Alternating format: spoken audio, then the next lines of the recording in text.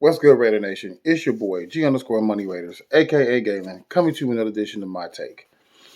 Coming to y'all with the Raiders and Washington football team game preview. What I seen, what I saw, and the stats I looked at on Washington, and what the Raiders that I feel need to do in this game to keep stacking their wins so they can keep themselves in playoff position. But first, don't forget to like, subscribe, hit the bell notification because I appreciate y'all. Y'all growing me, and I really, really appreciate how you guys are commenting on my videos. So that's really important to me. So without further ado, let's get into it. So in this game, as I looked back on Washington's Washington football team scores and everything, and what they did against the Bucks, the Panthers, and the Seahawks. So their last three games, what they done, and what I saw was the Raiders defense is going to have to be super, super, super prepared for going against this Washington football team on third down. Because against the Bucks, they were 11 for 19. Against the Panthers, they were 6 of 13. And against, against Seattle, they were 5 of 13. So third down is really going to be the key to stopping this Washington football team. The other part that came out and busted out and made me go, whoa, was their time of possession. What they had against the Bucks was 19 minutes. The Panthers was 12, but against Seattle, they held the ball for 31 minutes against Seattle. 31 more minutes. I mean, think about that.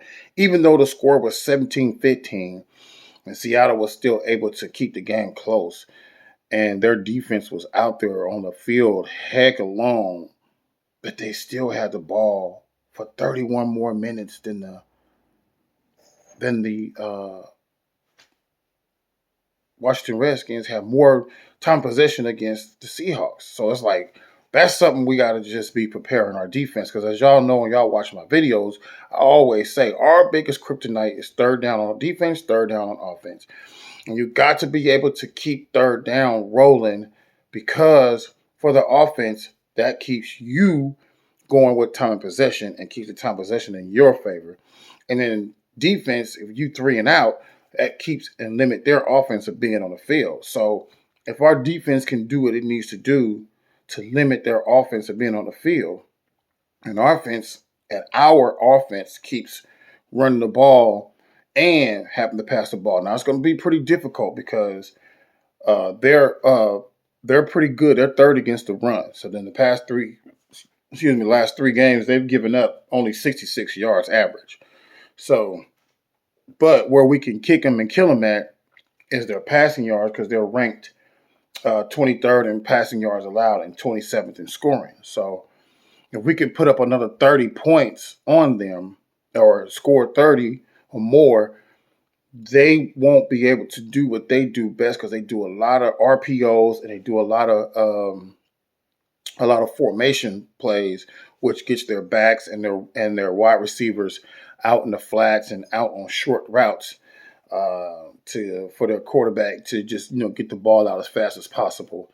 And their offensive line is pretty solid. The Bucks, I seen, was the only team that got to their quarterback, Hankey, I think that's what his name is, that got to him, in a decent amount of time getting a sack. So we're going to need to really, really, really get our pressure and quarterback sack game up, and really get our defensive tackles are going to have to really step up to get things going on, to get their offense out of rhythm and to get the defense to get off the field, because it's going to be really, really important for us to do that.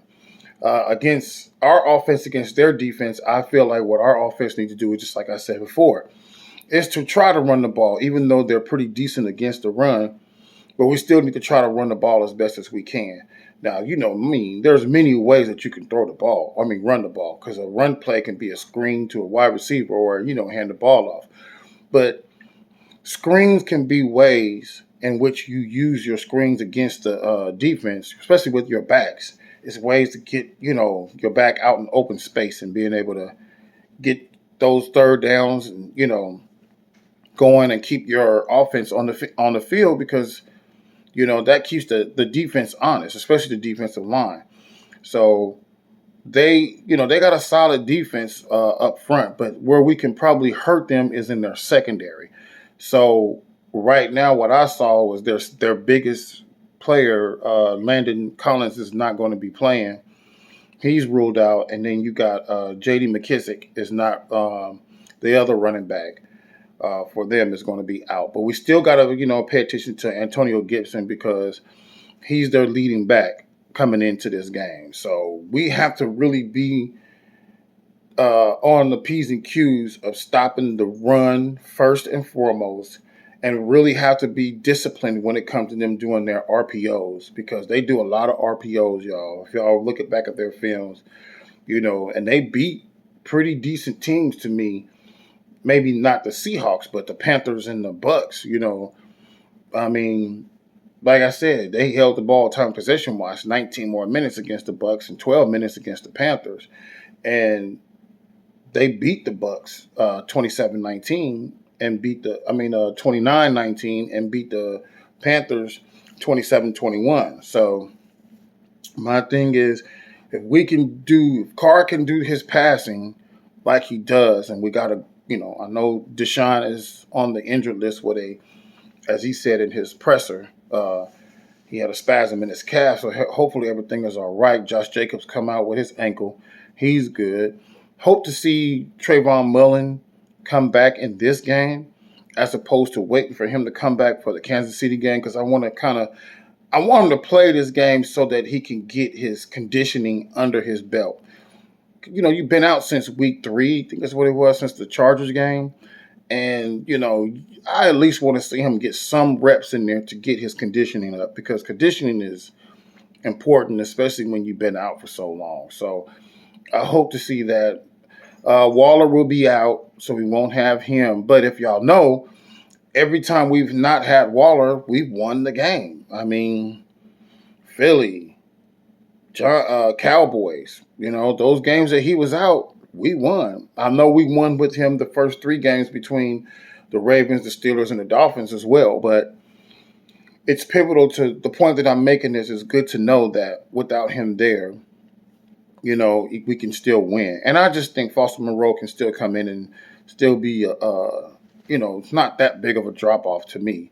I mean, Waller is the man, but Foster Moreau, to me, is a sleeper to me. So let's hope, Derek gets a lot of passes to Hunter. And I would like to see, if anything, Edwards get into the game. I like to see them do more drag and crossing routes for Edwards, because to me, that's how Edwards, gets the ball and can really do more. I mean, throwing 50-50 balls to him right now, he's not a jump ball type of guy, even though he's big enough to be a jump ball type of guy. But, seeing a couple of plays in that Dallas game in which, he kind of gave himself up. And I don't really want to get down on him, because to me, technically, like I said, this is really his first full season of playing so far, compared to, last year, where it was his rookie year and he was coming off the injury, of what was going on. So, coming into this game, we know that we have to be mindful that our offense has to be the pivotal part to this game coming up, of being able to come out with another W, and then, winning our second game in a row. So all in all, I would like to make sure that, D Jackson comes out cool. We can get the ball down to him. I want to see a little bit more with Foster Moreau as well. And hopefully within that period in time of seeing the offense rolling on third down, this will be a game that's going to be really important for us. So I would like to know what you guys feel and think. So leave a comment in the comment section. Don't forget to like and subscribe.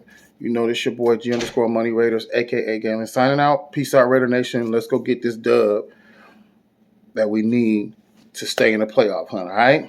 Peace out, Raider Nation.